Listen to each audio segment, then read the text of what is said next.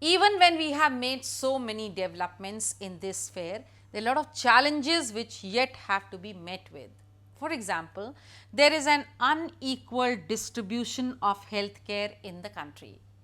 There are excellent healthcare centers in the urban areas, but the rural areas do not have such kind of facilities, or they are no match, no comparison to the facilities which are available in the urban areas.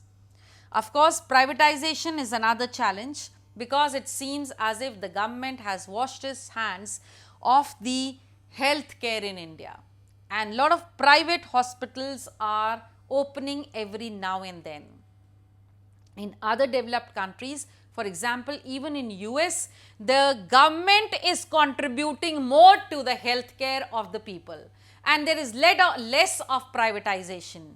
But here in India, you pay more and you get better healthcare facilities, which is not a sign of a good developed country. It is the responsibility of the country rulers, that is the government, to provide proper infrastructure of the healthcare facilities, which is still a far cry in the country. Poor management skills, that is to say, the people who are involved in putting up good infrastructures in the rural areas are not able to do so. We do not have much experienced hands in the rural areas, and most of the talent wants to come and stay in the urban areas.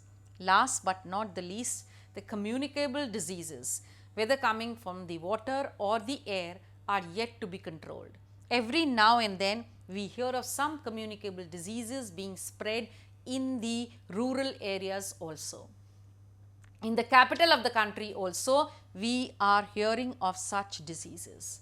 So, this chapter was all about the infrastructure, whether economic or of the other sectors, which are enhancing to the growth of the development of the country. And that was all about your chapter. Thank you.